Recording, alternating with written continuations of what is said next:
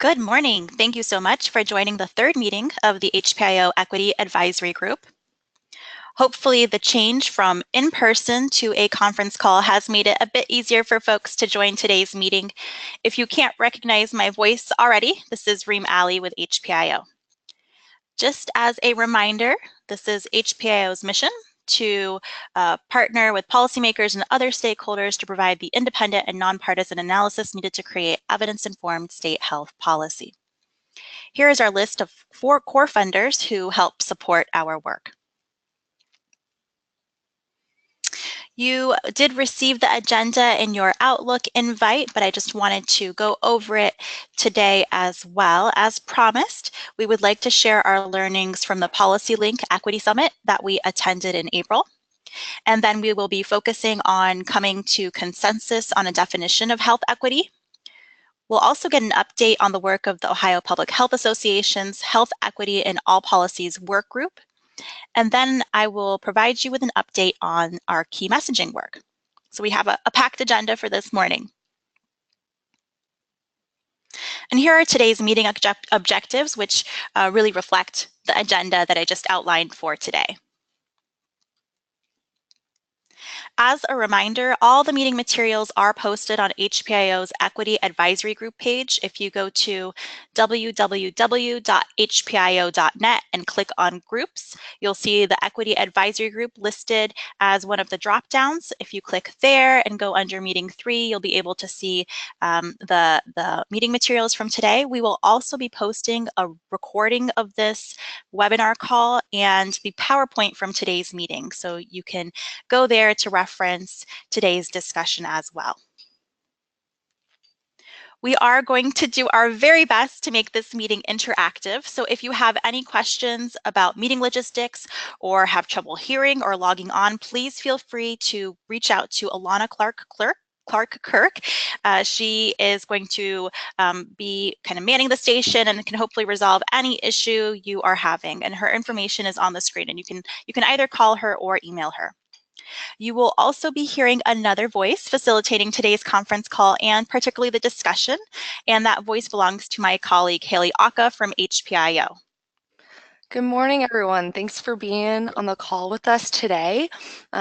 We are going to be having an interactive portion of the call later in the day, so I think it's important that if you want to participate in that call, you use your login, your audio PIN, and call in so that we can hear you.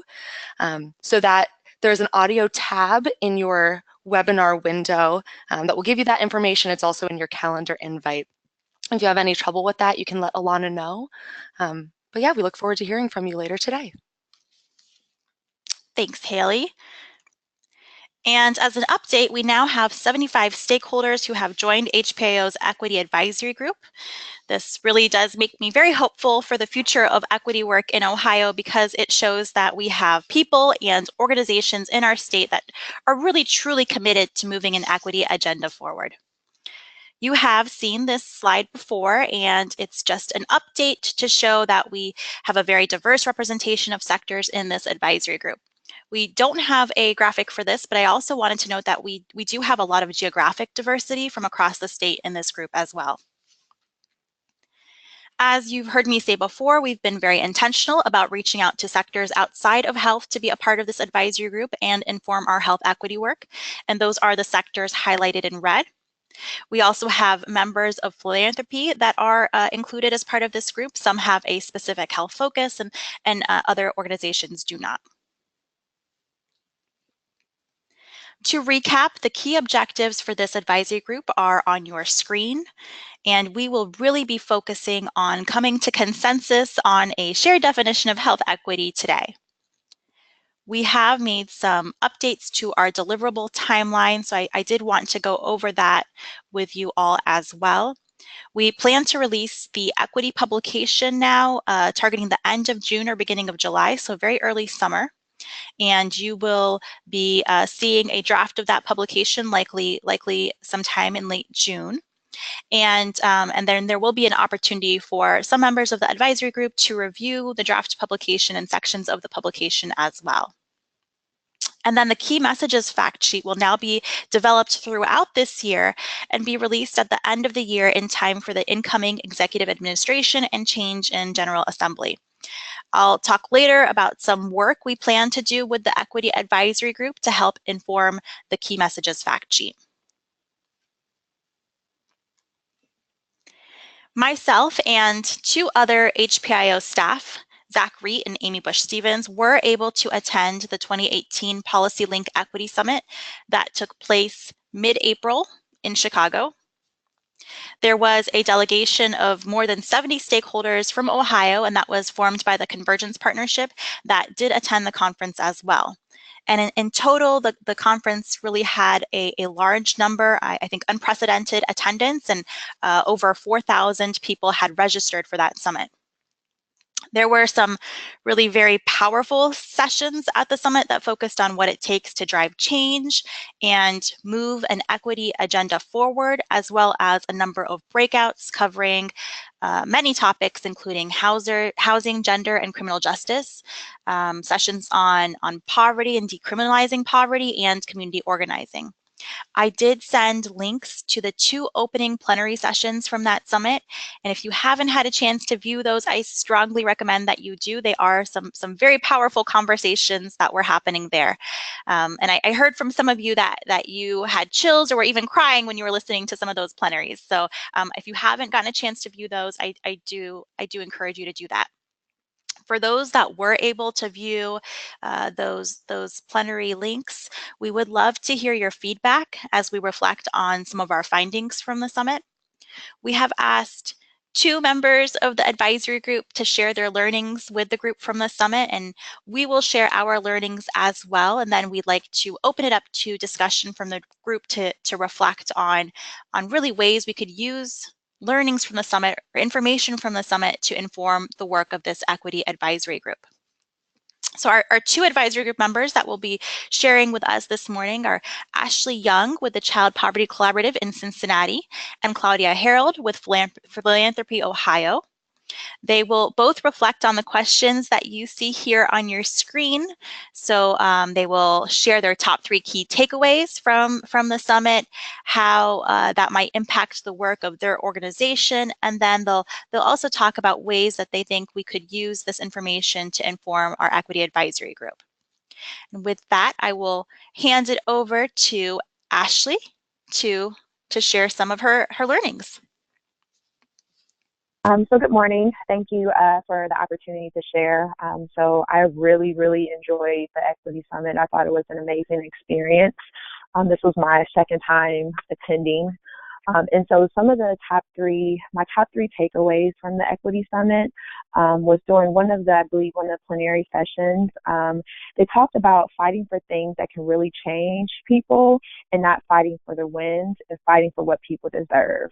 And so they gave an excellent example of the fight for 15 and talking about how $15 is really not enough. And so why aren't we fighting for what people deserve? And so that was something that really resonated with me. The other thing was the importance of narrative. And so they discussed the importance of having a narrative that ties us together.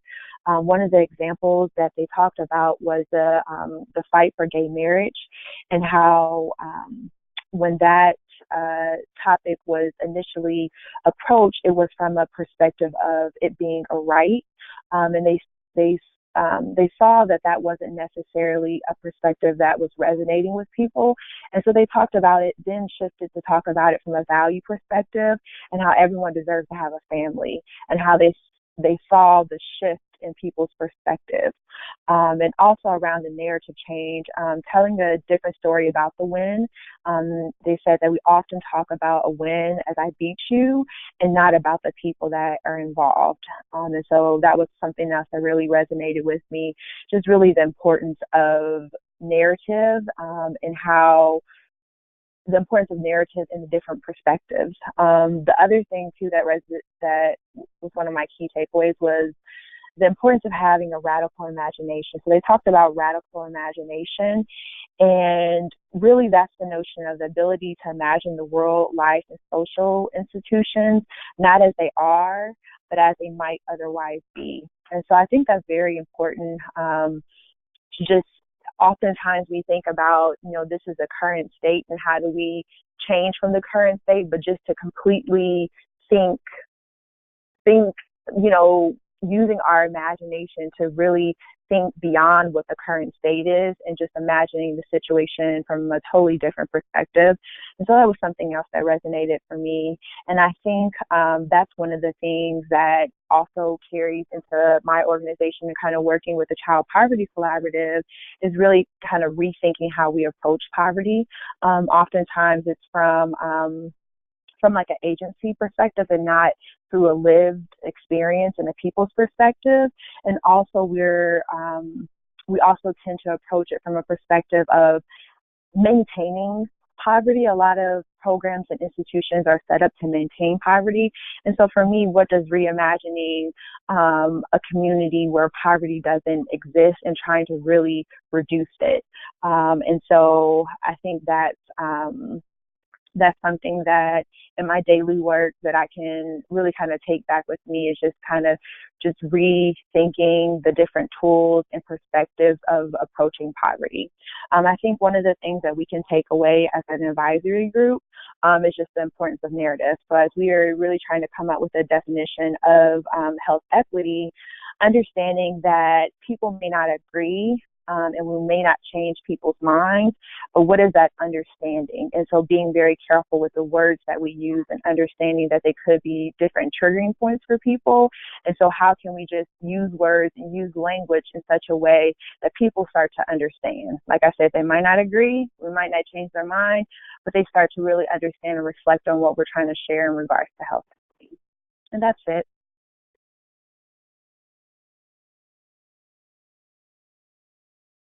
Well, that was not it. That was a lot, Ashley. Thank you so much. Oh. I think that it really shows, everybody kind of heard things that were similar, and I probably heard things that were different from the summit. And so I know from HPIO's perspective that we heard a lot of those same messages. And I think your reflection on that narrative piece at the end, hopefully we can come back to it when we open it up for discussion, but I really think that that's important. So thank you so much for sharing. We'd like to hear from Claudia Harold as well. So I'm going to transition to Claudia. Good morning, everyone. And Reem, thanks for this opportunity to share a few thoughts. Since my position here at Philanthropy Ohio is Senior VP of Communications and Public Policy, I went to the summit, sort of with those tracks in mind of what I was going to pay attention to. We were fortunate to have two other staff members go as well. They attended more of the sessions around philanthropy's role in addressing various equity issues. I've written a blog, which is posted on our website, philanthropyohio.org, following the summit with some more reflections on it. I would say my three key takeaways were, number one, I left with a reading list that will probably keep me busy for the rest of the year, particularly John Powell, who some of you may remember from the Kirwan Institute, who left us for the sunnier shores of California. Many of the books that just roll so easily off his tongue are seminal works that can really help us both personally and professionally as we work in diversity, equity, and inclusion. Second, I think what was really striking to me was, despite the numerous breakouts on a variety of specialized topics, there were continued calls to work across silos of ethnicity, of sexual orientation, of class groups, to really come together around action and messaging.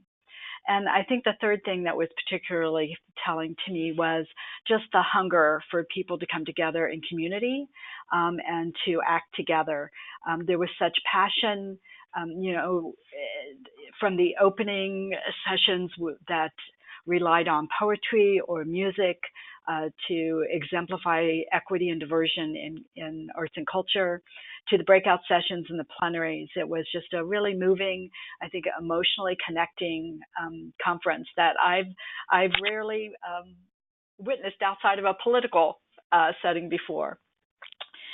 In terms of how we're going to use how the what we've learned at the summit, what I experienced will impact the organization.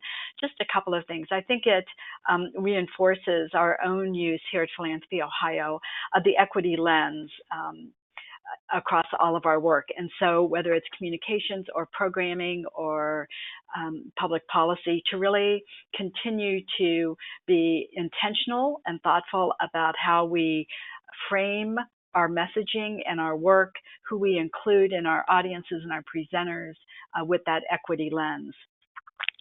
And secondly, very specifically, we are, I have 7 different funders who attended the Equity Summit, and I've chosen one staff person from each of those organizations to respond to a few questions reflecting on their experiences at the summit for our June news magazine.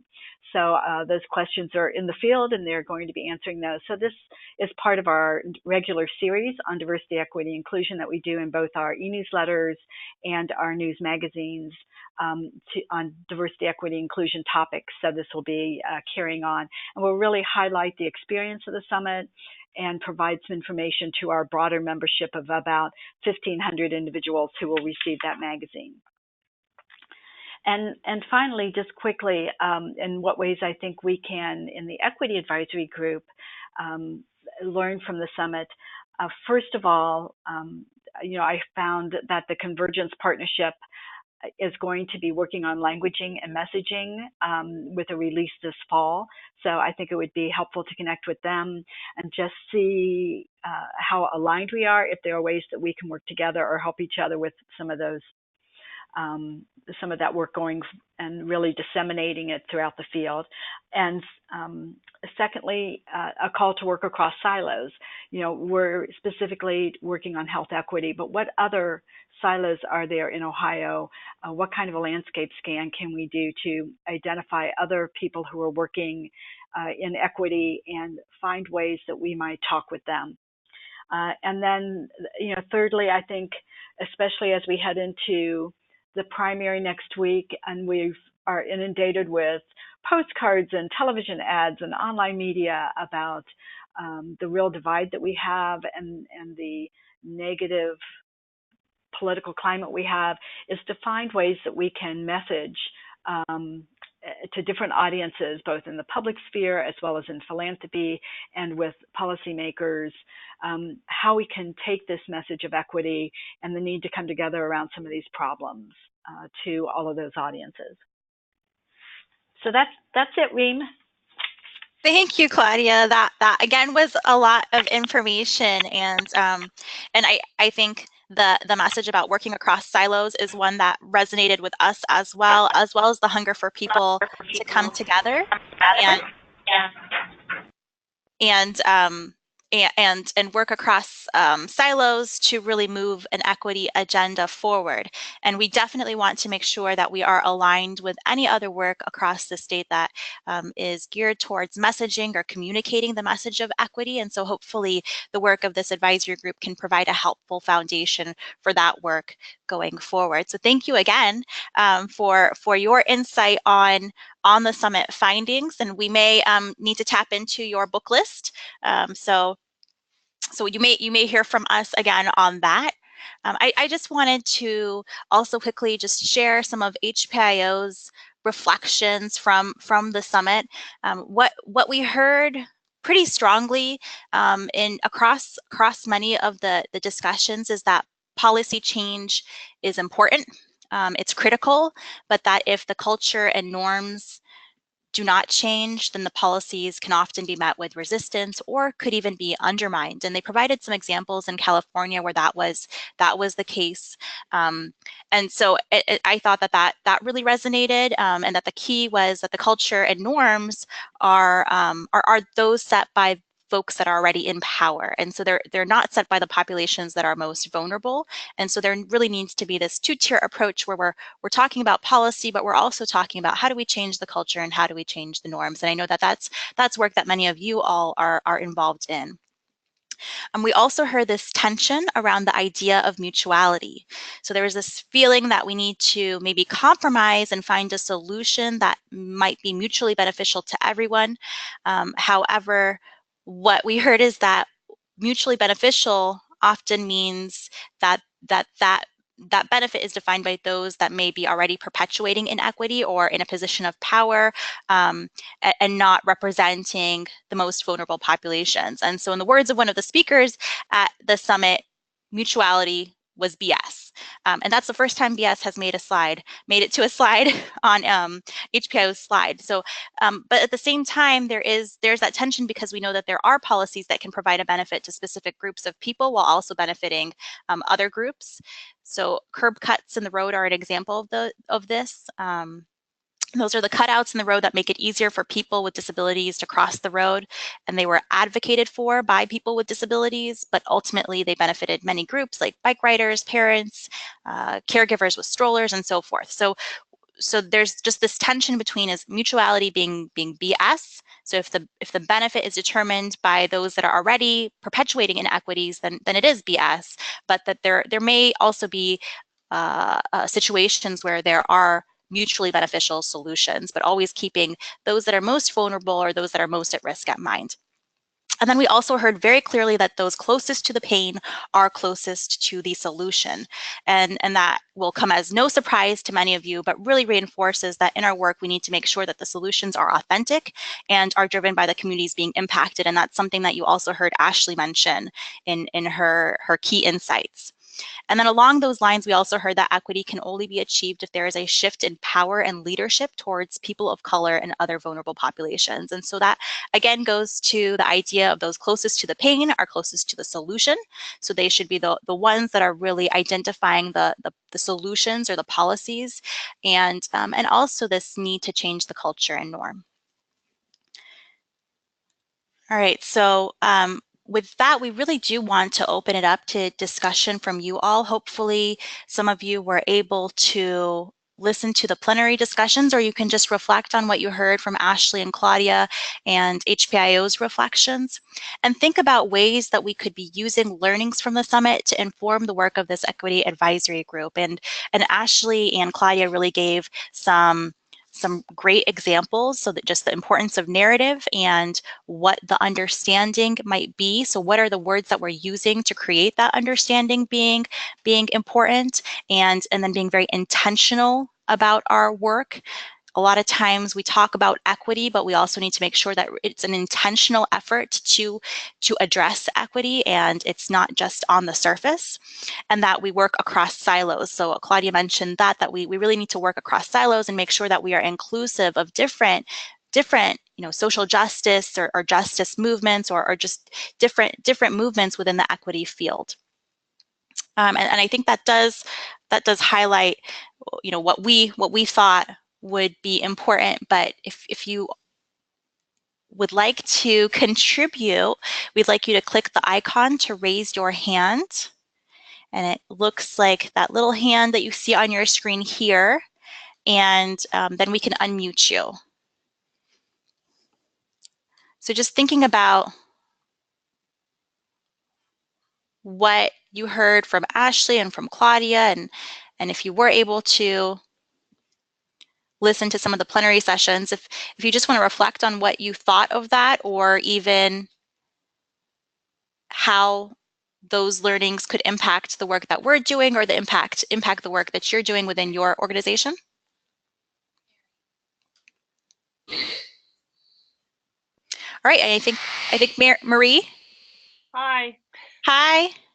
One of the things that I was impressed with, there's a distance between the narrative that speaks to me and the narrative that will likely speak to policymakers. And so being able to translate some of what I heard from the plenaries into a narrative that speaks to people where they are, who have the power, is really a challenge. And to the extent that our fact sheets or the pieces that we are creating and helping us to think about how to convey an equity message, how we bridge that gap is really important to me. And when I say that, I'm thinking about the woman I had an opportunity to listen to most of the first plenary. I think her name was Lata, was saying about the principles of capitalism need to be broadened to include the things that have not been valued. And the other person who was speaking, who seemed more academic, I don't remember her name, about, if we can value the having good jobs for more people and having an economy that works for more people, including young people, including mothers, including this whole host of people who have been left out of the kind of the 1950s work structure.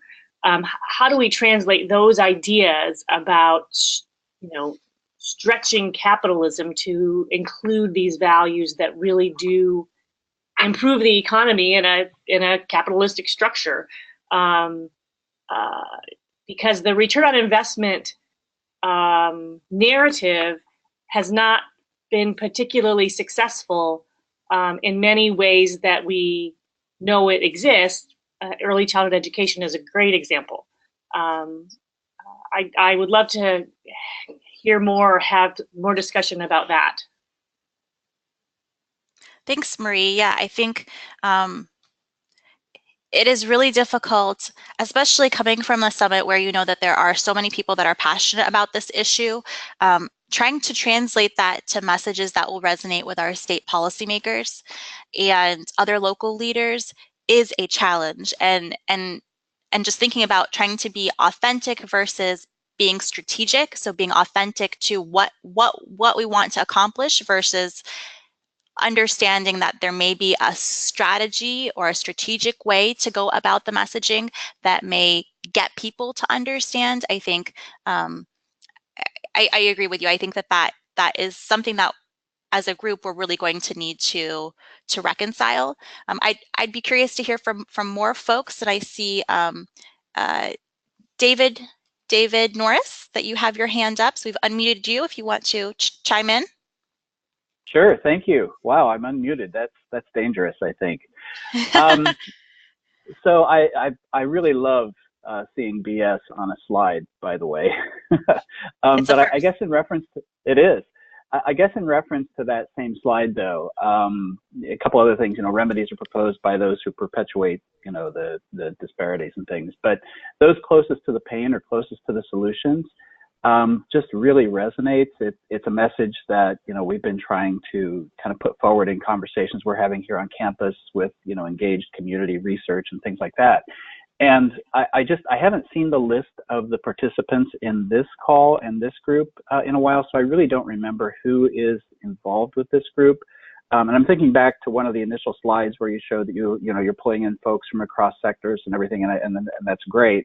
I'm wondering, what representation do we have from, maybe not even grass tops, but, grassroots in terms of, the conversation around equity? I think we have maybe one or two members that could fit into that category, but certainly something that we can broaden and expand our reach. And so if you are aware of, or if others on the call are aware of other organizations, more grassroots organizations that really represent those that are impacted by these issues, that we can bring into the conversation, I think that would be really helpful. Okay, great. Thank you. Yeah. And then I see Chip, you're on the line. We're going to unmute you. Hi, good morning, everyone. Thanks for sharing the information about the Equity Summit. I actually had a chance to go to the previous one. It was in California. And, it is really a dynamic experience. My question is maybe to the group as well as just to HPIO. And that is that, you went to the summit and you heard some very, I think, stimulating and provocative ideas. And I wonder to the extent that how, based on the information that you were able to learn and bring back to us, how does that really reflect in the definitions that we're going to develop that in some way get to the essence of what we mean by equity, particularly when there is this really difficult balance of trying to resonate with policymakers. And the reason why I want to bring that up is because in some cases we might have to create a sense of dissonance to be able to get those policymakers who are not thinking in equitable terms or in a way that's equitable or that promotes health equity, to be able to cause a little conflict to move them from where they are to where they need to be. And so while I think that is the million-dollar question in terms of how we do that, I'm just wondering is it whether or not, based on the experiences that you all had at the summit and what you learned, does that really help compel the group to push the envelope a bit to be able to have some true conversations that, on the one hand, may not be necessarily politically correct? It is the truth, and it's based on how we actually defend that truth that will allow us to come up with a definition that won't let health equity be co-opted. I just wanted to know your thoughts on that based on your experiences at the summit. And anyone else? Yeah, sure. So you did ask the million-dollar question, Chip. And I think that we are trying to be intentional to think about the definition as separate from messaging to policymakers. And so the definition is meant to lay the foundation for the messaging, but also primarily meant to lay the foundation for all of the advisory group members to coalesce on what does it mean to achieve health equity, so that we have a mutual shared vision for what it looks like, what is the end goal.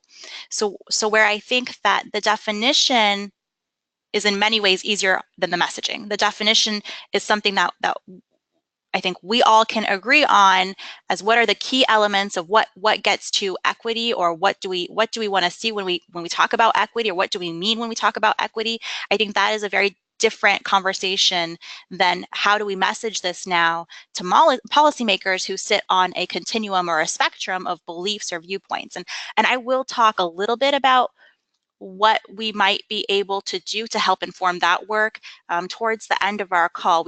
There is some research that has been going on about the messaging piece, but I just want to open it up to others to reflect on Chip's question of how do we maybe push the envelope and stay true to equity when we talk to policymakers. And Chip, am I reflecting your question accurately? If you want to just ask it to the group one more time.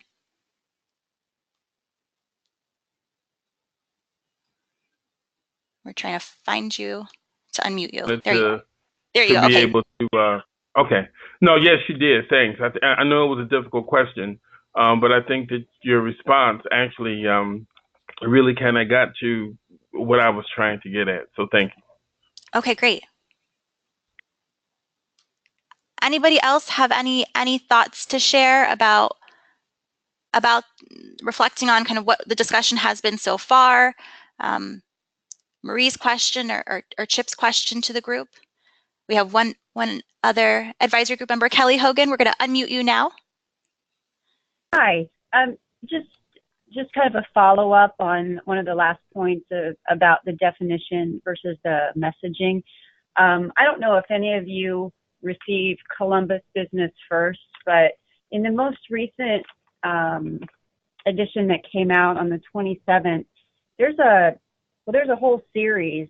Columbus Business First is doing a year-long series looking at issues affecting some of Columbus's poorest neighborhoods. But what caught my attention is that these articles are really targeting the folks who subscribe to Business First. It's the first one is saying health experts prescribe safe, affordable housing, and then it talks about social the social determinants of health.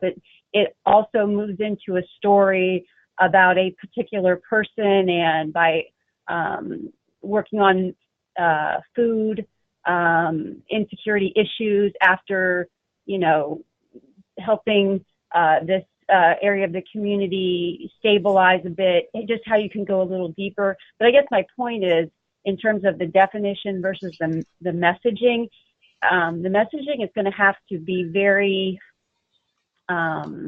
targeted to the audience, and there are a lot of audiences who care because of what they do and who they are, but to get the message about, you know, how this affects growing your business, having enough employees in your area, the fact that, you know, a third of these particular residents don't even own a car, so they can't get to a job, you know, just understanding how poverty affects these different important aspects of what it is that you do, your workforce, whatever it may be. I think somehow we've eventually got to figure, you know, how to help that along too. So just kind of following up on that point about the definition and the messaging. Thanks, Kelly. And we agree. We saw that it's a great series, and we are following it. And so we will want to make sure that helps inform the work that we're doing as well. I think I see Chip. Do you have your hand up? I'm gonna unmute you again. No, I actually okay. I actually put it down. Thank you. All right. Anybody else want to share with the group?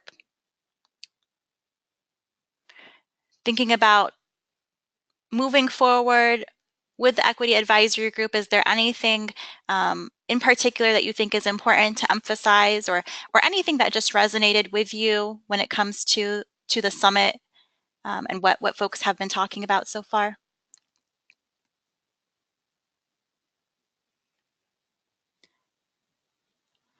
All right, so we will move on.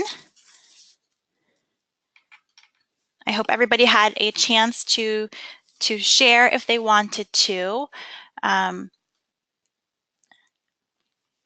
now we're going to move on to the consensus definition, and just want to recap some of what we talked about already in our previous meeting discussion. So when we talk about what it takes to see change, we talked about that it's often about organizing the people, organizing the narrative, and organizing the resources. And so what we want to do with the definition and then with the messaging that comes out of the definition is focus our work on the second pillar, which is organizing the narrative, so that we really are all on the same page as individuals and as organizations that are working in this space and that are moving an equity agenda forward. It's going to be critical that we all have a common understanding of the change that we want to see when we talk about equity. These are the top 3 equity definitions that you all had voted on in meeting 1, and that have really been the center of our consensus definition discussions. So one from the World Health Organization, the second one was from the Department of Health and Human Services Office of Minority Health, and the third one was the Robert Wood Johnson Foundation definition. These are the common elements that we saw across the definition. So a focus on achieving the highest level of health, having a fair and just opportunity to get there, having a fair distribution of resources, removing obstacles to health and inequalities around poverty, discrimination, lack of access to resources, and then of course eliminating disparities. And so these were common elements or words that we saw across the definitions that we took a look at. And this is the criteria that we used. We shared in the second meeting to guide coming to consensus on a definition. So thinking about, is the definition actionable? Can it direct resource allocation? Is what needs to be done clear when you look at the message at the definition?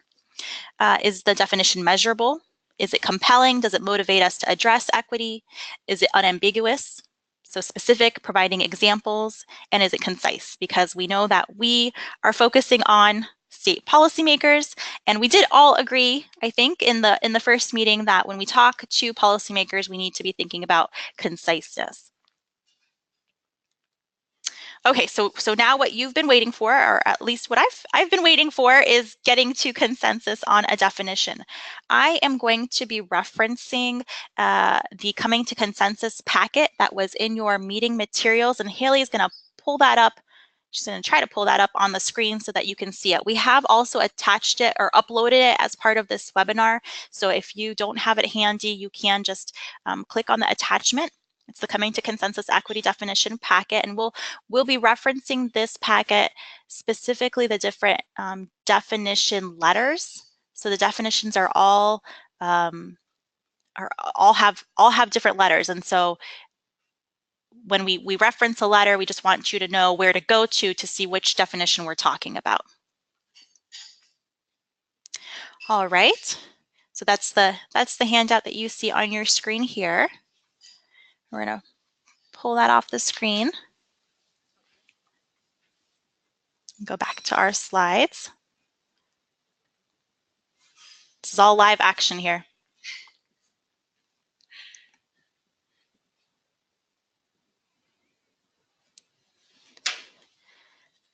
All right. So I'm going to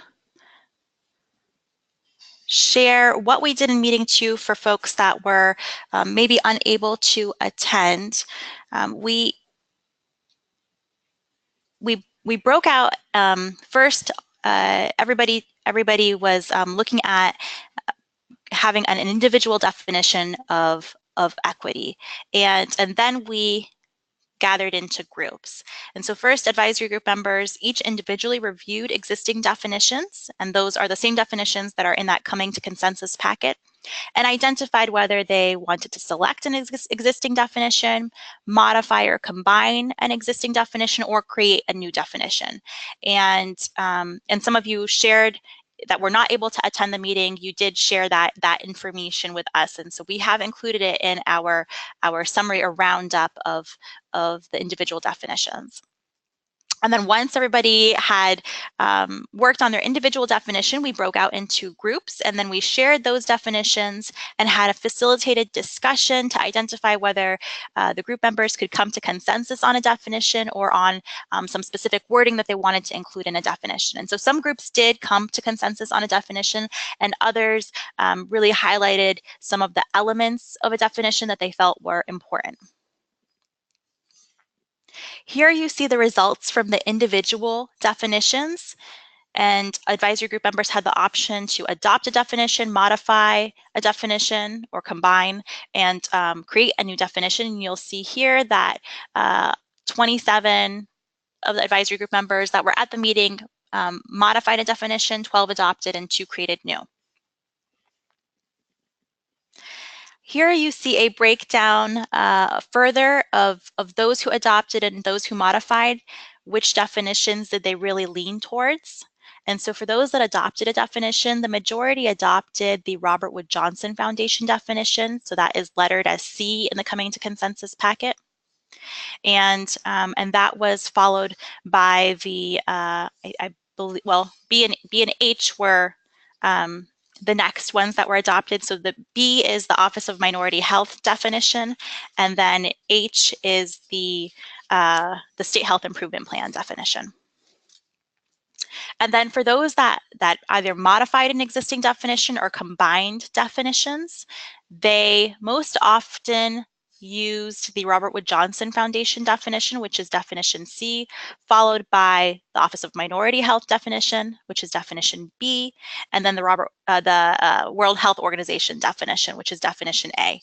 And definition F is the Prevention Institute definition. So that was also one of the definitions that was most commonly utilized to either be modified or combined with another definition. Now, when the advisory group members broke out into their groups, there were some common themes, and so I just wanted to go over those because you will see those in the definition options that you'll be voting on.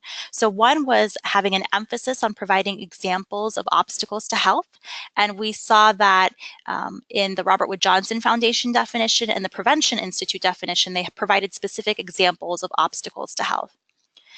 Most of the groups wanted to include a definition of measurement. And so the Robert Wood Johnson Foundation specifically pulled out a definition of measurement, and most of the groups wanted to keep that definition in. Some had a modification to that definition. There was also this inclusion of achieving your full health potential, but differences in wording. So sometimes it was talked about as full health potential, and other times it was talked about as the attainment of the highest level of health. And then we saw really pretty much across the board the wanting to include mention of historical and contemporary injustices. And so you'll see these common themes in the definition options that you will be voting on. All right, so now to get to the options, and those again are in your coming to consensus packet. Option 1 were groups 1 and 4, and they have many of those common themes that I just talked about, but also added words around valuing everyone equally. So that was really what was distinct about option 1. Option 2, which is group 2, that really highlights the group themes and keeps in this idea of a fair and just opportunity. So that's something that is in the Robert Wood Johnson Foundation definition that option 2 reflects. Option 3 is much more concise, and that was intentional on the part of group 3, and they did not want to provide specific examples of the obstacles to health. And the reasoning behind that was because they didn't want to exclude an example, being intentional about wanting to be inclusive and worrying that if they were to provide specific examples, it might exclude a group. Option 4 introduces the idea of supports. So this was a idea that was mentioned across the groups, but there was no definition that included this notion of supports. And so this definition includes the idea of providing supports as well as removing obstacles to health. And then option 5 is the Robert Wood Johnson Foundation definition with no modification. So that's also an option. We broke out the measurement definition from the overall definition, and we'll give you a chance to vote on whether you want a definition for measurement or not, and which one you might choose. And so option 1 is the Robert Wood Johnson Foundation definition, and option 2 expands upon that to include social, economic, demographic, or geographic factors. All right, so we are going to get to voting. I'm really excited.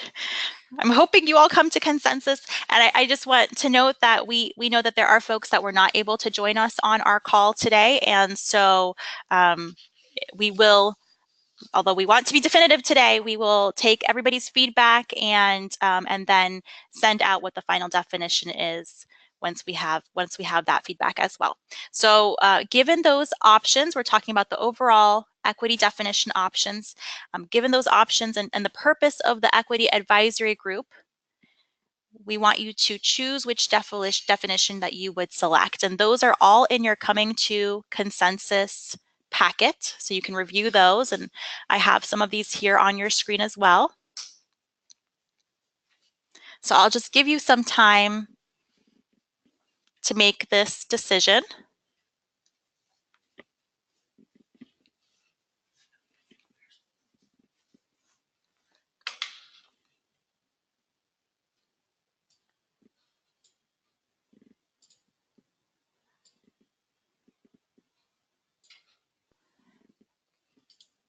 All right, so hopefully,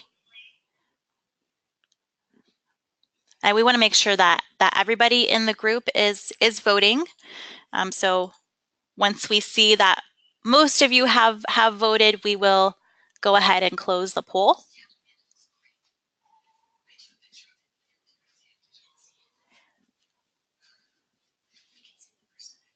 All right, I'm trying to see what percentage of folks have voted. 60% of folks have voted, so we need a little bit more. We need to get to, I would like to get to at least 80. So if you haven't voted, please go ahead and vote. All right, we see those numbers are coming up. We're at 66% now.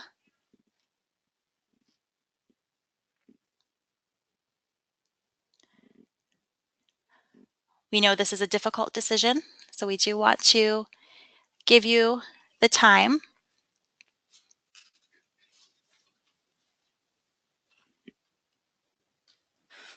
Hi guys, this is Haley. I just, as you guys are thinking about this and looking over the options, I just want to take this opportunity to thank you all again. We know that many of you were a part of the last work group meeting where these definitions were discussed and put together, and the fact that you're all here is just so important, and we're just really thankful for the experience that you bring and the expertise in this group. So thank you again, and we really look forward to seeing how this comes out. The suspense. Yeah. You've got half of HPIO staff in the room eagerly awaiting the results. We are at about 75% of folks voted, but we are going to sit until we get this to a pretty high number. We want to hear from all of you. So.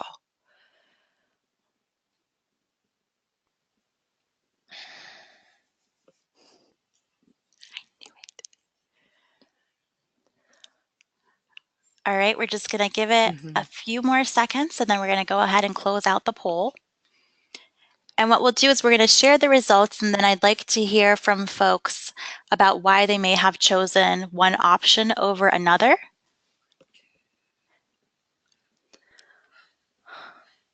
Okay. All right, so I think we're gonna go ahead and close out the poll now. All right, guys. we're gonna share the results. There was not an overwhelming consensus. However, it was pretty close, and so you can see here that option 1 got 35% of the vote and option 2 got 38% of the vote. And so we would like to hear from folks about why they may have selected one option over another. And then we'll take that feedback as well as the feedback from those that could not be here today, and see which definition we choose. So I'd like to hear first from those in groups that chose option 1. So those of you that chose option 1, why did you choose that option over option 2? And would you or could you be comfortable with option 2? All right, so we're gonna, if you would like to provide your feedback, just click on the raise your hand icon and we will unmute you. All right, we have Dina Chisholm. I'm going to unmute you now. Hi, can you hear me? All right, Dina? Yes, can you hear me? I can. Okay, so the reason that I chose option 1 was actually specifically because it doesn't have the fair and just opportunity in it. And the reason I'm less comfortable with that wording is because I feel like it fails the unambiguous test. I feel like everybody's definition of fair is very different, and I worry about embedding a lot of definition inside a definition. And so that was why I felt like option 1 said that without the ambiguity. Okay. All right.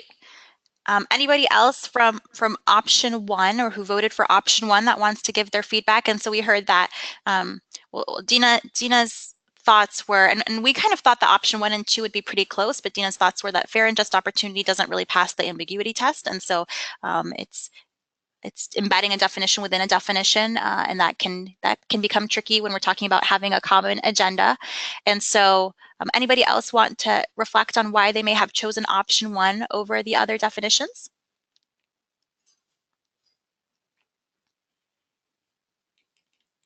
All right, we have Marie. We're going to unmute you now.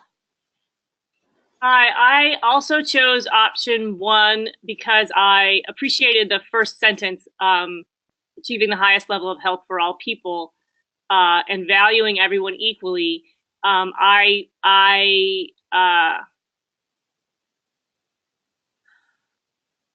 think that resonates with people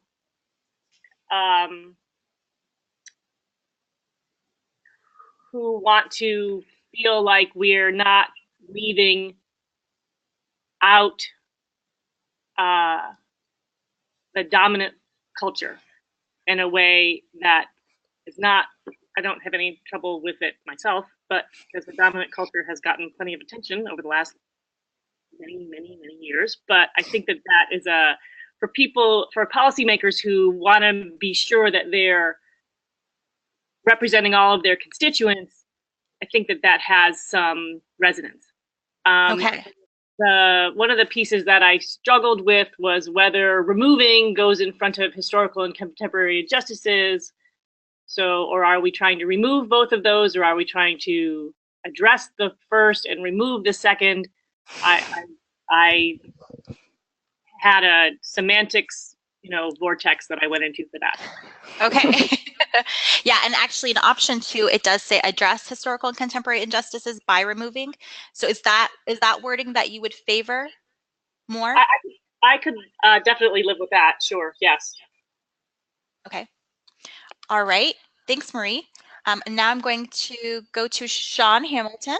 Oh, no, I am. That's fine. Yes, I am. So Sean, if you wanted to share your feedback.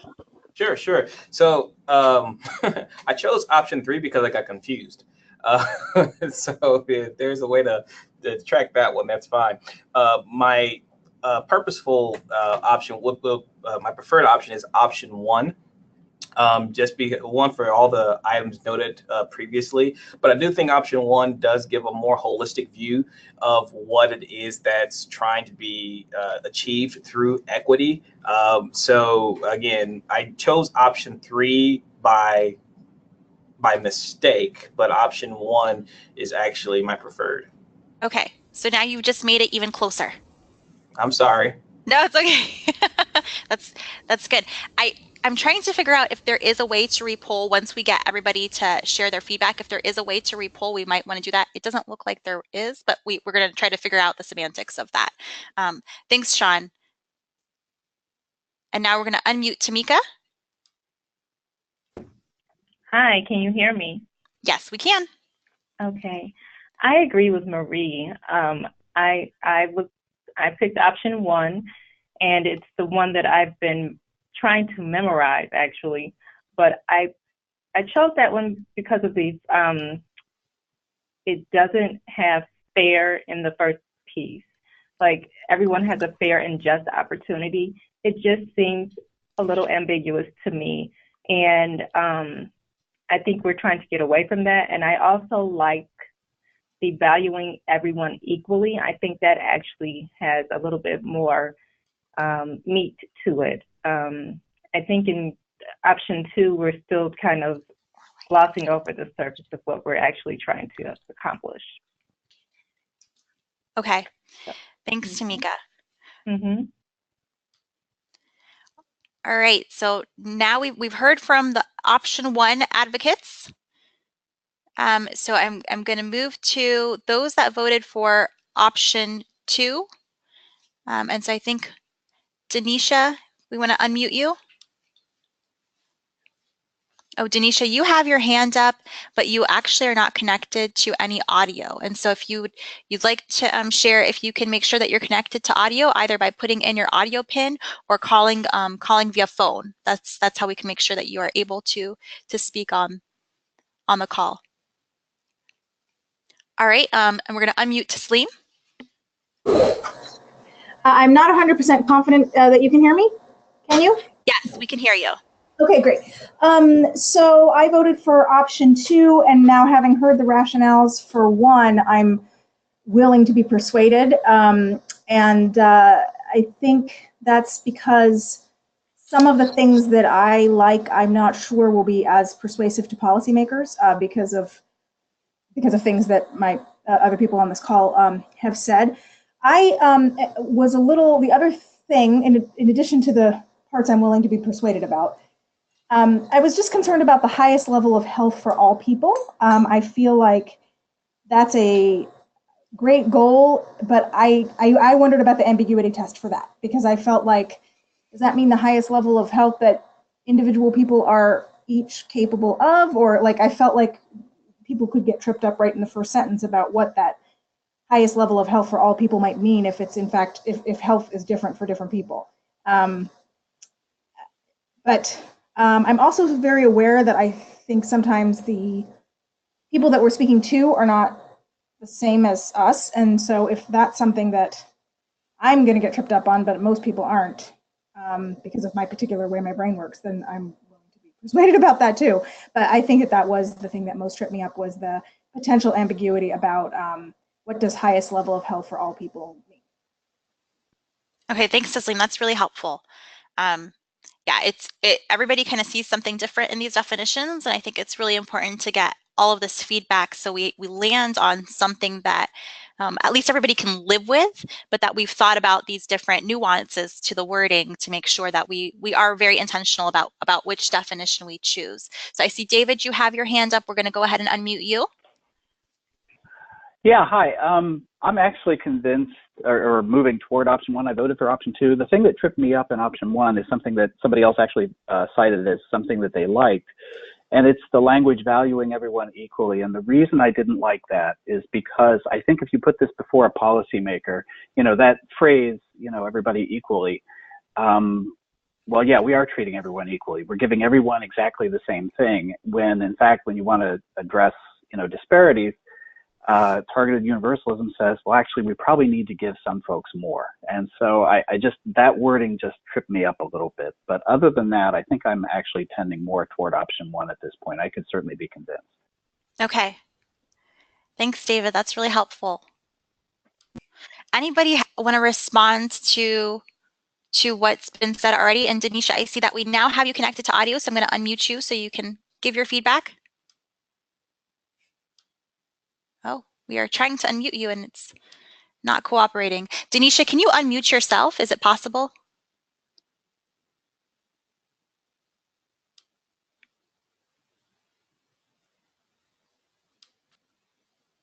Hi, Denisha. It says that it's self-muted, so I wonder if you do have the ability to unmute yourself. Go ahead and let me know if you see that option. All right, we're going to see if there are other folks. Can you hear me now? All right, we can hear you. Yep, we can. Oh, thank you. So sorry.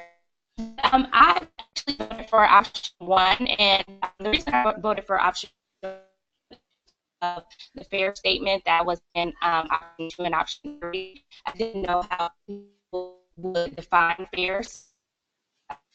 Other comments that were made, but I really Oh, Denisha, we are losing your audio.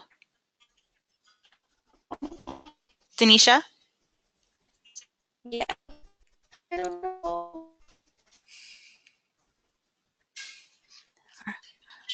All right, Denisha, I think we've lost your audio, so we're going to maybe hopefully we can figure that out. But in the meantime, if other folks want to provide their feedback.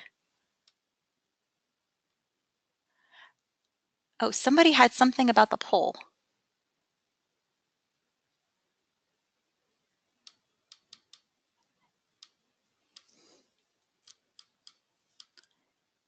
All right, other folks that want to.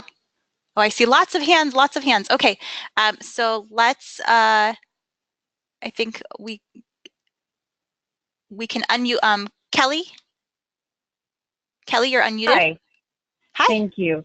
I had chosen option two because at our previous meeting when we were in groups, and I was persuaded to move back to fair and just. But I know there's a lot of there's a sense that that's not the right language. So it's just interesting that when we met last time, when I was not for that, then I was persuaded toward it. So, but fair and just was one of the reasons that I did go with that one. Although I really did like the first line of option one, achieving the highest level of health. Should there be an edit though, I do like what you added earlier about addressing historical and contemporary injustices by removing obstacles. So if one does happen, I would still suggest making that edit for clarity. Okay, thanks, Kelly.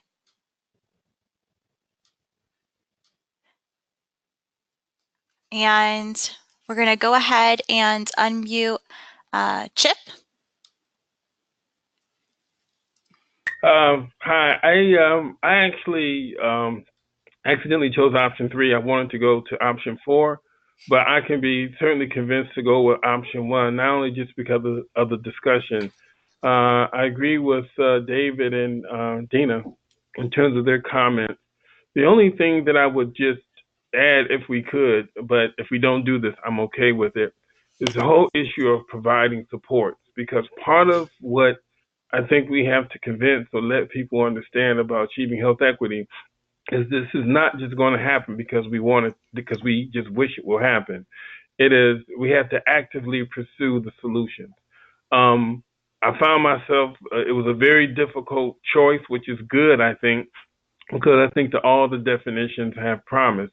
But in the end, I could certainly change my vote to option one because I do think it has most of what I would need in order to feel comfortable. Thanks, Chip. Anybody else have feedback? And if you have already provided your feedback, if you want to put your hand down just to make sure that we are getting the folks that still want to talk.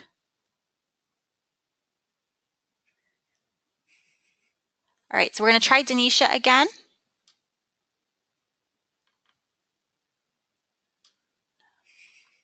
Oh, Denisha, I think still self-muted.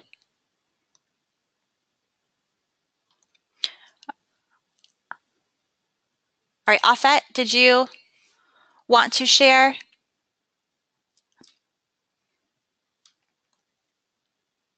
Afet? Hi, can you hear me? We can hear you. Very good. So I was really on the fence between option one and option two.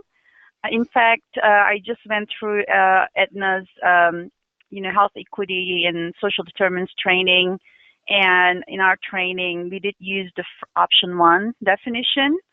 So I'm, again, I can be okay voting for option one if there's a repolling, but my thinking was, option two seemed, from a policy perspective, more actionable. And just seem, really getting at the root cause, and still allowing people choice and opportunity again to be able to make, the best of their health or to reach their full health potential.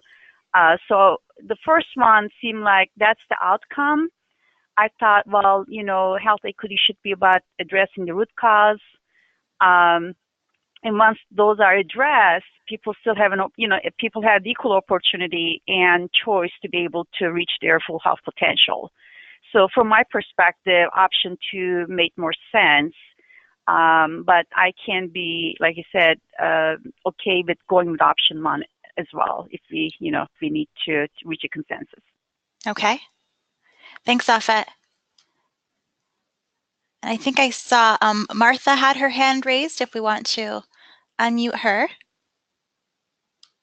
Martha Halco.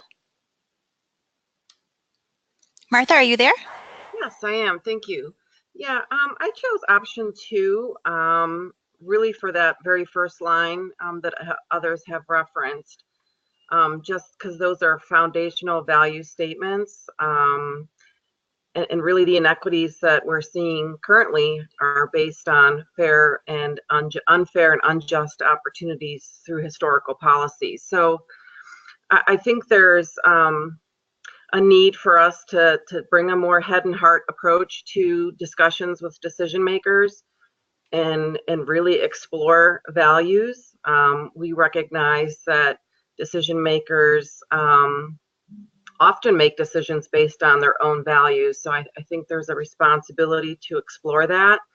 And it's a reality statement. There are differences in opportunities, and when policy decisions are made, we often see that some groups benefit and some groups are burdened by those decisions. And I think the previous person kind of highlighted that that this is an actionable statement. We want to create fair and just opportunities through the decisions that we make. So that was why I lean towards option two. And someone else also pointed out valuing everyone equally can sort of steer you in the wrong direction. And then also the removing historical and contemporary injustices wasn't quite the right wording, but most importantly, I chose option 2 because of the first statement. Okay, thanks, Martha. Anybody else have? Nicolette, I think you had your hand up. You want to go ahead and unmute you? Oh, we're having the same. Oh, there we go. Nicolette? Yes, can you hear me? We can hear you. Can you hear me? Yes, we can hear you. Can you hear me? Yes, Nicolette, we can hear you. Oh, okay, great. So I actually voted for option 1, but I wanted to point out 2 key things. Option 1 and option 2 is very, very similar, and it's just really some wordsmithing things. One of them is about fear. Fear is hard to monitor and evaluate. You also, where group statement 1 and 2 is very similar. One you have requires removing versus addressing historical and contemporary, blah, blah, blah, blah. And then the other issue is about everyone. Everyone is a better word used when you're talking about like a vision statement of some sort, because everyone, I mean, if you put a monetary price to that, that becomes very expensive. And so the question becomes, is that realistic? And then the other issue is about valuing everyone equally. Now, how will this be monitored and evaluated is the key when we're talking about tracking progress and outcomes. So, you know, either statement 1 or 2 is really thinking about, when we think about pieces of that statement, how we're going to monitor and evaluate that. I think it's key as we make our decision, because that is going to help inform, you know, whether or not we're making progress and what kind of outcomes we can demonstrate as results. Thanks, Nicolette. And I think so thinking about monitoring and evaluating, I think that comes into play when we talk about the measurement definition. And so we'll vote on that in just a second. But I think that you made some really good points. And so we'll certainly help that inform the final definition as well. Anybody else before we move to the measurement definition?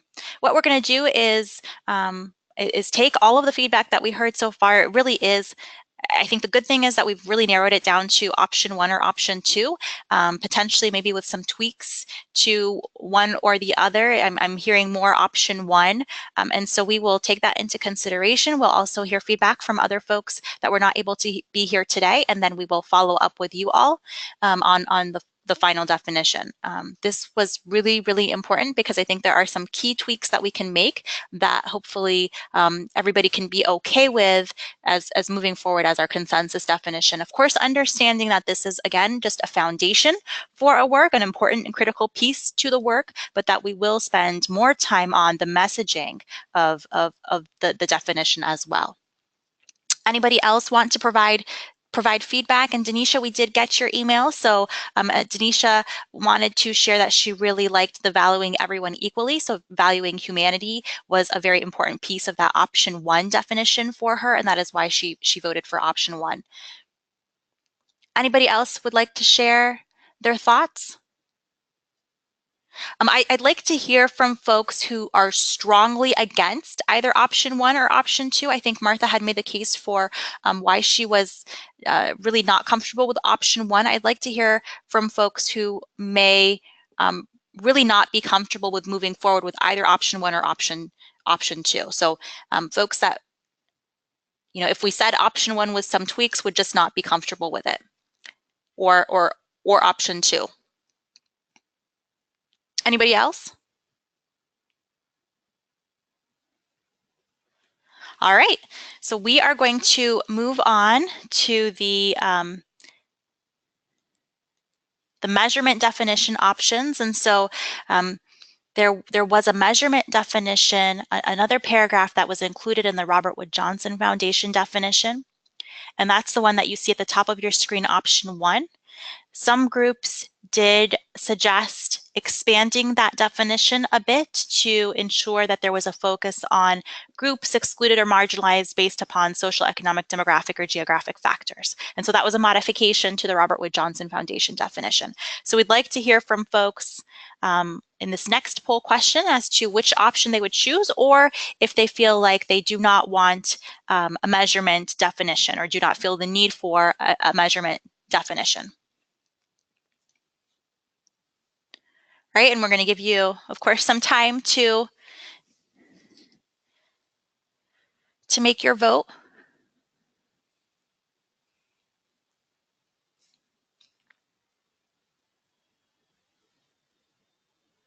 We only have 12% voted now, so again, these definitions are all in your coming to consensus packet. So if you cannot find that, I believe they're on page 2 of that packet under definition for measurement.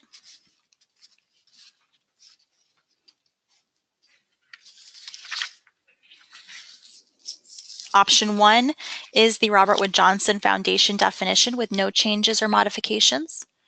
And option 2 is that emphasis on those that have been excluded or marginalized based upon their social, economic, demographic, or geographic factors.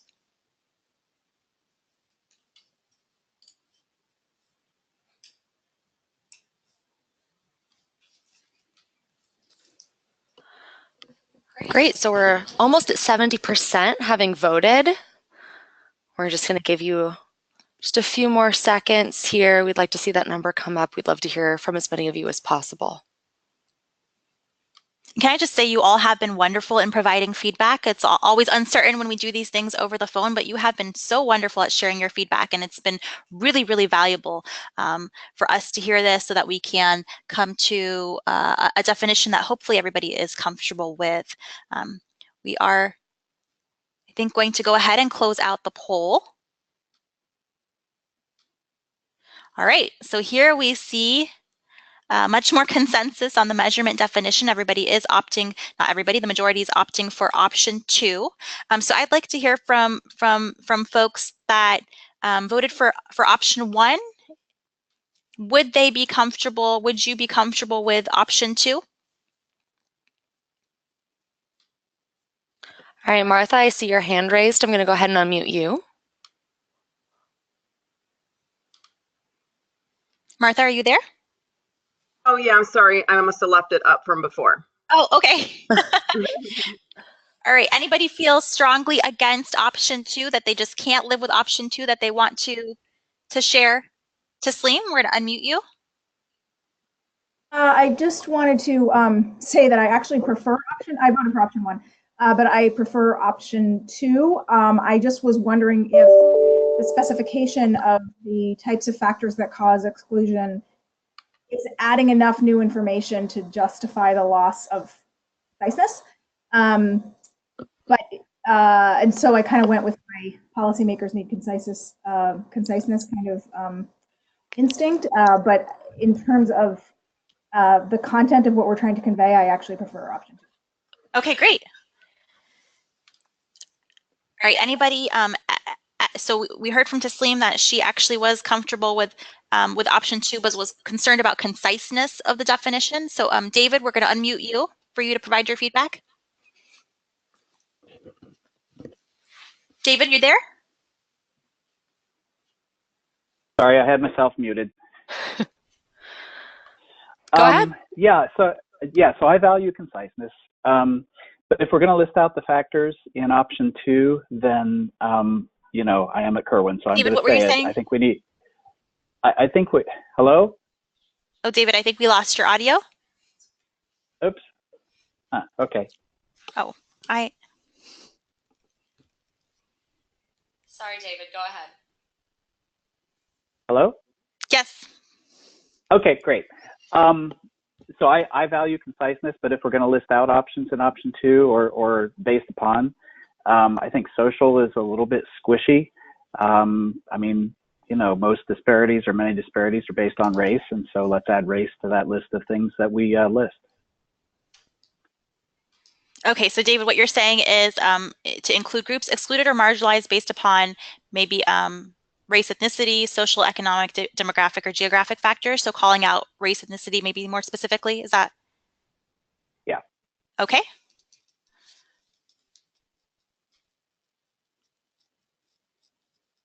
All right. Anybody else want to share if you're strongly opposed to option 2, or if you would like to make a tweak to option 2? Julia, we're going to unmute you now. Can you hear me? We can hear you. I really liked option 2 as it was.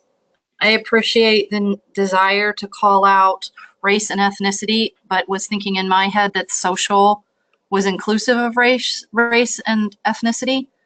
I always think it's tricky to start calling out some disparities and not all of them. And I liked the way number 2 used terms like social, economic, geographic that are expansive enough to encompass these specific things like race, ethnicity, sexual orientation, gender identity, etc. Just my 2 cents. Thanks, Julia. All right, that's great feedback. Anybody else want to chime in? Again, if you're feeling really strongly in opposition of 2, we'd love to hear from you to make sure that we come to a definition that you would feel comfortable with. All right. Okay, so we are going to move on. Again, we are going to take all of the feedback that we have heard today and take that into consideration with the other feedback that we hear from folks that were not able to join us today to come to a final consensus definition for equity to help provide a platform and foundation for our work going forward. Thank you all for your wonderful feedback. We learn so much from all of you, and we hope that you see value in this process as much as we do. All right, so moving on, we are actually now going to turn it over to Robert Jennings, who represents the Ohio Public Health Association, to talk about some of the work that they are doing around health equity in all policies. And so Robert has agreed to share the work that they are doing on specific piece of proposed legislation. So I'm going to turn it over to Robert to talk about this work. Robert, are you there? I sure am, and good morning, everyone. Thank you, Reem, for the opportunity to update our group on an issue that is very much pertinent to the work we are doing and truly aligns with a lot of the public health efforts underway around the state and around the country. And basically, it addresses some of the things we talked about earlier in the call. For those of you who are not aware, the Ohio Public Health Association has been working with Senator Charlita Tavares over the past several years, State Senator Tavares over the past several years, developing a legislative initiative aimed at addressing health disparities in our state legislative process. And I am pleased to announce today that soon, and very soon, and in fact this month, Senator Tavares plans to introduce a bill we are calling the Health and Equity in All Policies Initiative. And now I'm sure you are all aware of the concept of health in all policies and how health and policy making convene to address health concerns upstream. Our proposal is similar to Ohio's Common Sense Initiative, for those of you who are familiar with that initiative, which requires all relevant rules and regulations from cabinet level agencies, state boards and commissions to be reviewed from a business-friendly perspective. We believe incorporating health and equity in all policies into the legislative process would help to ensure that all of Ohio's values or all of Ohio's rules and laws would have a neutral or beneficial impact on the determinants of health and be viewed through a health and equity lens.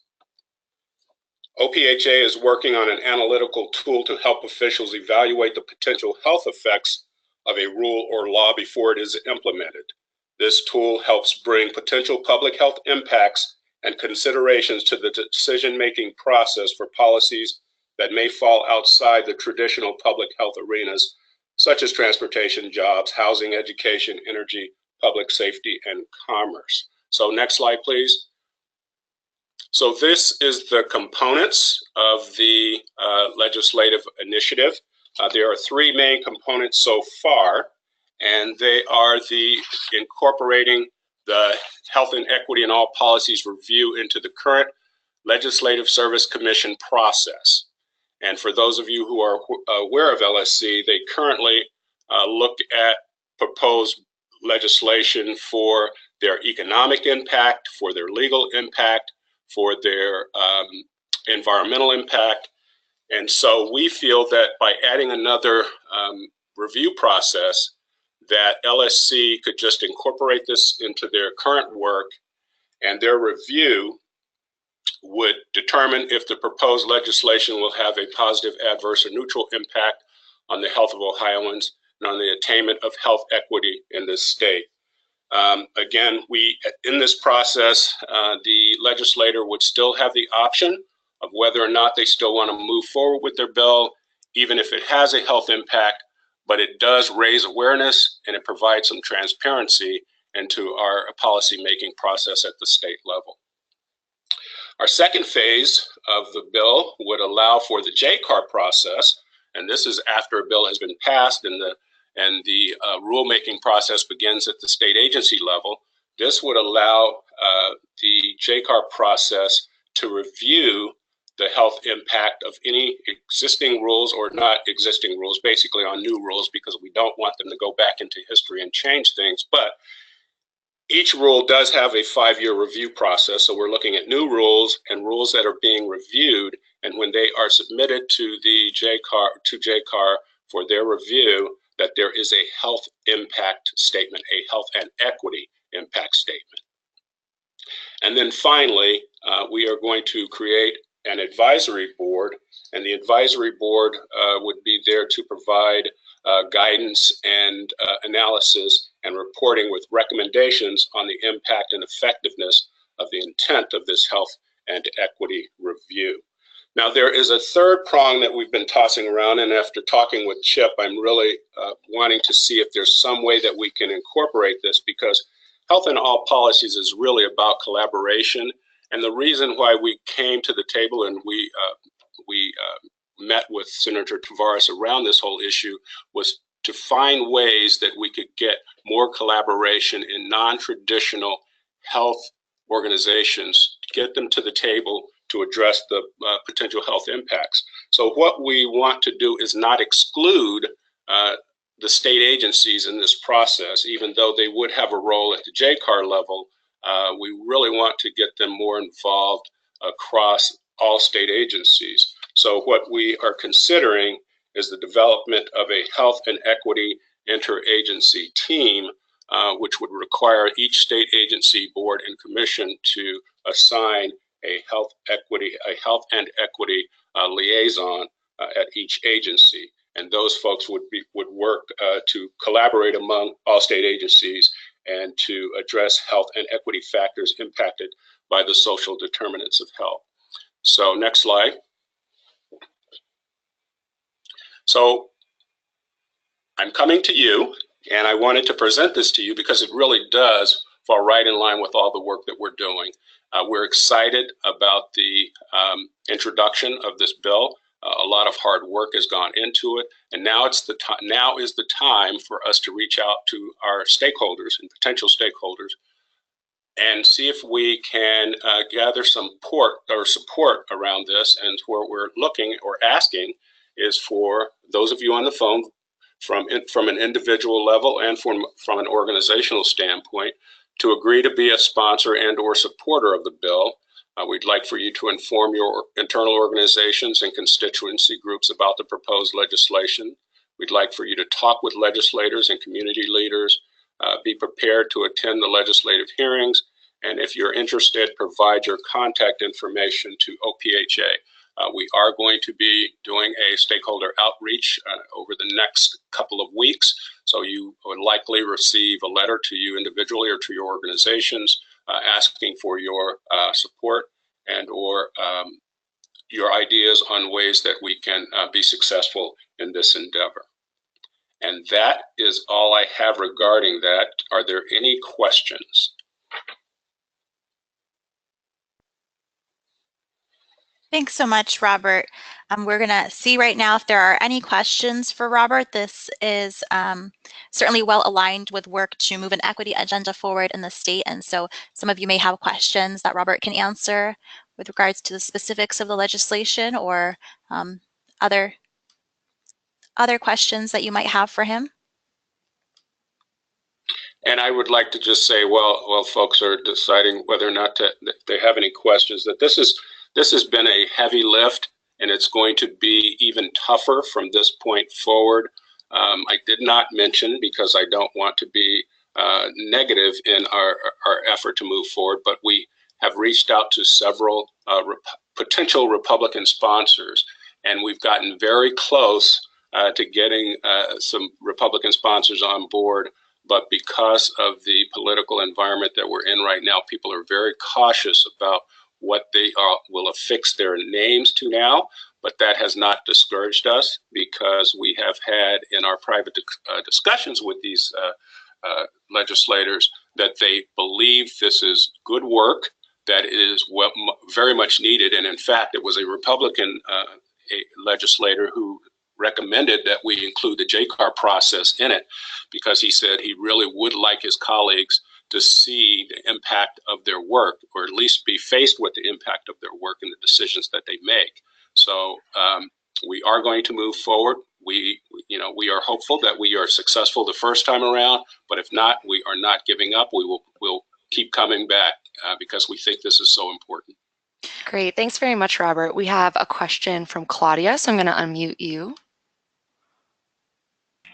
Hi, thanks so much. I just have some questions about the timing of this effort in terms of what the Senate's calendar looks like, and do we know when the bill's going to drop? What is sponsor testimony? Is that going to even happen? Well, that's a very good question, and we were just informed last week that the Republican legislators are planning to recess until after the elections in November, and so it will. The legislative work still continues, but without half or more than half of the body, there will not probably be a lot done. But we took that as an opportunity, because what that will mean is we will be able to spend more time educating legislators, both those that go home and those that are still here at the State House, educating them about the bill. And it is supposed to be introduced by the middle or latter part of this month, and then it will be assigned to the different committees that they go to, and how much work is done by those committees with a portion of the body gone, I don't know. But again, it gives us an opportunity to educate our stakeholders and legislators about this. Great, thanks, Robert. Steve Wagner, you've been submitting some questions, so I'm going to go ahead and unmute you so you can ask those to Robert. Sorry, a little verbose. First of all, is information on the OPH website that details more of this? Oh, is there information? Yes, we do have information on the OPHA website, and also what we're going to be doing is putting more up. We've been holding back, Steve, because we wanted to kind of give our stakeholders the first bite at the apple before we put too much out. So we're getting ready now to go in a full kind of outreach to our stakeholders. So we'll have letters being sent out. We'll have information put on the website, and so we're available, and I'm available to ask and answer any questions that you might have. Brilliant. And I'll fall back with you, but if I might also ask, so I'm missing how the legislature would be required to do this impact assessment, and in particular, maybe how that might work within a budget bill process, given that we saw the Medicaid freeze added in committee at the end. And we did consider the budget process. We've let Senator Tavares kind of lead us on this. She's the one who decided that we wanted to go with a standalone bill. We could certainly bring this back up at the next biennial budget if we're not successful this time around, but we'll look at all options. We'll do the standalone, we'll do the budget, or any kind of amendment. We're prepared to work with the legislature. Oh, I'm sorry, Robert, I'm sorry. The question isn't how we move this legislation forward, but if it was passed, would this mean that legislation has to have that scoring before a vote? How would that work when both a House, when it's gone to a conference committee between both chambers, and then would need a consensus vote, like a budget happens? Right. I get your question. So we in our discussions with LSC, what we see this as being is when bills are first introduced, they don't have to have an analysis. So the bill is introduced, and then when they're assigned to the committee, then that process begins where the analysis is done. And what we're asking LSC to do is to add an additional review process when they go to do their legal analysis, their economic analysis, their environmental analysis. We're asking them to also provide a health analysis. And then when that bill goes forward, as it winds its way through the process, it does not get stopped because it may have a negative health or equity impact, but it certainly raises the transparency level of a particular bill. And that's the main purpose. We don't want this to be onerous. We don't want it to stop legislation, but we do want people to make informed decisions.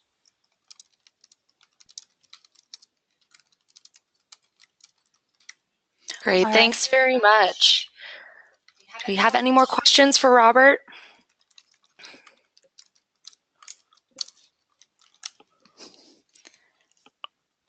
Anybody else want to ask a question before we move on?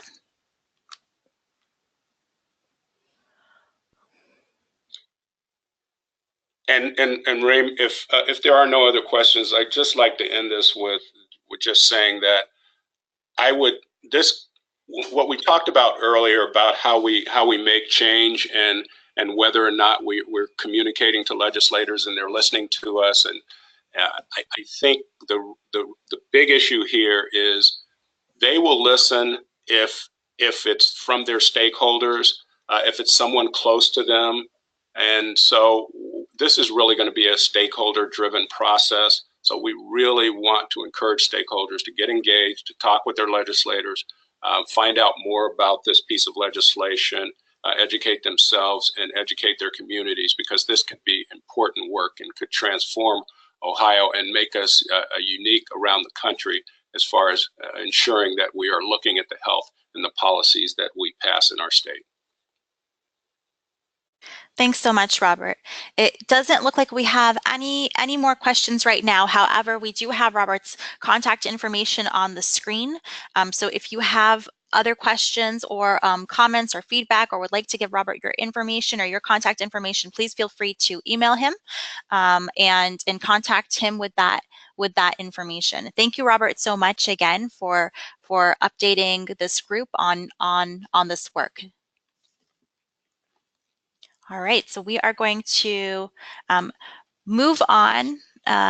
Being cognizant of time, we have just a little bit more that we want to cover today, and some kind of exciting news. I hope that you find it as exciting as we do regarding key messaging. Some of you may be familiar with the Robert Wood Johnson Foundation's work with researchers from NORC out of the University of Chicago on the American Health Values Survey. We have uploaded that report into the webinar, so you can peruse that, but I wanted to review that and then tie it into our key messaging work. The American Health Values Survey is a survey that really is meant to understand the extent to which health is a shared value in the U.S. And researchers based out of NORC created this survey to examine the insights, values, and beliefs of individuals across the U.S. at both the individual and societal levels to answer questions like how much do they value health equity, How much importance do individuals place on social solidarity, how they might view healthcare disparities, social determinants of health, and then to what extent the government or private sector should be responsible for making our communities healthier. This survey, we hope, will help to inform our work on key messaging. Data from the survey was used to create a typology of the American public, and that reflected a very wide range of values and beliefs towards health and health equity, and 6 groups emerged from this analysis, and those are the groups that you see here on your screen. And those 6 groups really sit on a continuum of how they value health and how they value health equity issues. So for example, committed activists are more likely to believe that healthcare disparities exist and that the social determinants of health impact our overall health as a community. On the other end of the spectrum, there are disinterested skeptics, and those are less likely to believe in equality of opportunity to succeed. They're less likely to believe that disparities exist or that the social determinants of health have a strong influence on health. Here you see the different categorizations or typologies and where they sit on a dimension of their importance or their valuing of their own personal health and the role of government. And so again, you see committed activists are on one end of this this framework where they value their personal health and they do see a role in government, where disinterested skeptics are on the other end, where they don't value their own health and they don't see a role for government. And so we think that this is a helpful framework for understanding how to message equity issues to state policymakers. And here you see the size of these typology groups, and this is a representation of the US population. And so at the top of the list, you have health egalitarians, and towards the bottom, you have self-reliant individualists. And in the report, you can get much more detailed information about what each of these categories actually mean. And so we just wanted to share some of this information with you. We think it would be very interesting and are interested in exploring how this typology may vary for Ohio, and then even more specifically, how it might vary for our state policymakers, because we know for sure that our state policymakers are on this continuum. However, our sense is that our policymakers are probably going to be more heavily represented in other categories or other typologies than what is shown with the breakdown by the US population. Now, I wanted to share this information just briefly with you to tee up a save the date. So we are very excited about this, but what we are planning to do is have a strategic key messaging meeting and saving the date for Thursday, October 25th. We are still trying to figure out the details as far as timing and location. We do think that this is going to be likely a full day session, but we have a commitment from the researchers from NORC that did the American Health Values Survey and are hopefully going to actually have representation from the Robert Wood Johnson Foundation as well to talk more about the findings of the American Health Values Survey. Since the release of this survey or the final report, they have done additional follow-up, and so they're going to be coming to Ohio to talk about what this means, what do these categories mean, and talk through and think through some of the ways that we can best communicate or message some of our equity issues to policymakers that may have different beliefs and values and fit into these different typology or categories. I want to give folks an opportunity to ask questions real quick before we go over next steps. So we're really excited about this strategic messaging meeting. We will make sure that an Outlook invite goes out to all of you to save the date, and we will update you as we get more details. But we will have researchers from NORC that have conducted the American Health Values Survey, as well as follow-up to that survey, come and talk to us about what these typologies mean, how that might apply to policymakers in our state, and how we approach the messaging piece with regards to equity. Chip, we're going to unmute you now. Yes. First of all, I just want to thank HPIO for all the work you've done in this endeavor. This is really not easy work. It's very difficult, and I really like the way that you've included and actually facilitated this whole process. I just want to just kind of reiterate something that I've heard earlier, and I know that when we talk about issues of social determinants of health, I want to just make a plea to the group to really consider how we address the whole issue of race, because sometimes that gets in. Actually, I think that gets lost in discussions when we begin to start talking about health equity. I did a talk in Cleveland last week to really talk about health equity and the impact of race. And this is something to consider. And I want to just kind of point out my colleagues at Kerwin, who I think has done some really good work on this. One of the ways we're thinking about messaging about health equity and the whole issue of race is talk about the whole issue of structural racialization and how we can, I think that is a way to deal with the whole issue of race, but to think about how race and racism is really embedded into some of our structures, even in state government. And I like the way that I think John Powell has talked about it. In the past, we talked about be soft on people but hard on structures. And I think that if we can use maybe some of the existing work that talks about race, it'll not only get at the social piece, but I think it gives us a way of messaging a very difficult topic that would allow us to be not only actionable, but to look at how we measure our progress towards addressing how, in some cases, in many cases, we actually have poor health outcomes that are distributed along racial lines, as well as just some of the other injustices. When we talk about health equity, we can't get around the whole issue of like even poverty and what's going on in terms of even Appalachia. But when it comes to race, I think we tend to shy away from that. And I think that our colleagues within our own state have found a way of actually helping to message that as it relates to the whole broader health equity issue. And I just want to make sure I ask if there's a way that we can really consider addressing that and not just to kind of gloss over it. Not saying that we will or have, but it tends to happen, particularly when we're dealing with these very difficult topics. And so I just wanted to thank you for the opportunity to say that. Thanks so much, Chip. And if you have any research that you think would be particularly helpful, please do share that with us. We certainly want to make sure that we are intentional about that as we move forward on an equity agenda. I think, Ashley, you had something you wanted to say as well. You're unmuted. Oh, no, I'm okay now. Okay. All right. Okay. Thank you. You're welcome. Anybody else want to give thoughts before we move on to next steps? Or any other final thoughts on anything that we've discussed so far today?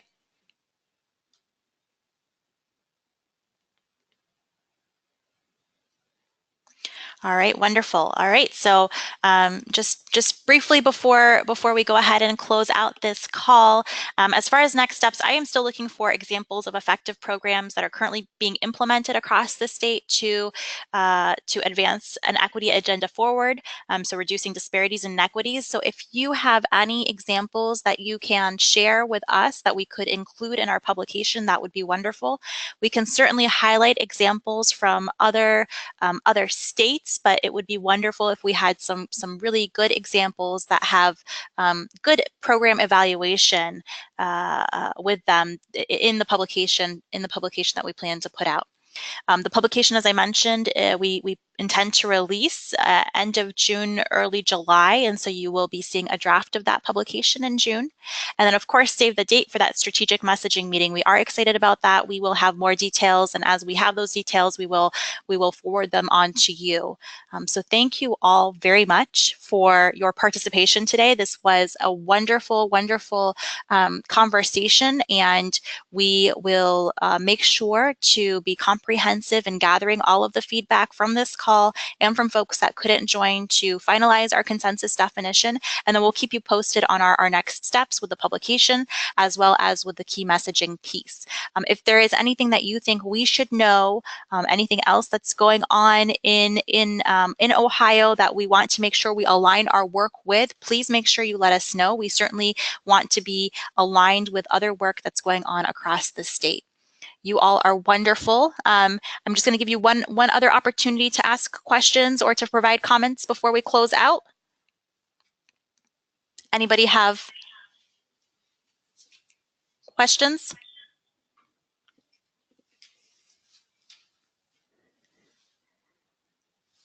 I don't see any. All right, wonderful. Well, thank you all again, and we will follow up with some next steps as far as the definition. We'll hopefully finalize that definition soon and give you more details with regards to that key messaging meeting, and then you will be seeing more from me regarding the equity publication. We thank you so much. You really do keep us hopeful for the work that we are doing around moving an equity agenda forward in Ohio. You really are, the folks that can do that work, and we are so thankful that you're willing to join us in this effort to provide a good foundation to helpfully move that work forward. Thank you again, and hope you have a wonderful rest of the day.